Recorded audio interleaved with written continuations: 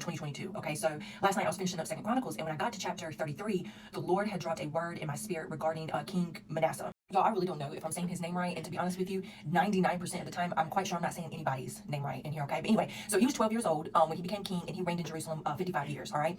He did what was evil in the Lord's sight, following the detestable practices of the pagan nations that the Lord had driven from the land ahead of the Israelites. And y'all can see he rebuilt the pagan shrines his father Hezekiah had broken down. He constructed altars for the images of Baal, which was a god, lowercase g, that they worship, the pagan worship. And then also he even sacrificed his own sons, right? Like he very, very detestable work he did. He practiced sorcery, divination, witchcraft, and he sought after mediums, psychics, you know what I'm saying? The list goes on. I mean, y'all, he even led the people of Judah and Jerusalem to do more evil than the pagan nations were doing when God brought them into the promised land, right? Like, that's how bad it was. He was causing them, he was leading them to do even more evil than the pagan nations were doing when they originally took over the land. So anyways, as always, right? The Lord will always speak to you. He will always warn you of what you need to stop doing. It's very, very imperative that you heed to the warnings of God, okay? So the Lord spoke to Manasseh and his people, but they ignored all his warnings. So the Lord sent the commanders of the Assyrian armies, and they took Manasseh prisoner, okay? They put a ring through his nose, bound him in bronze chains, and led him away to Babylon.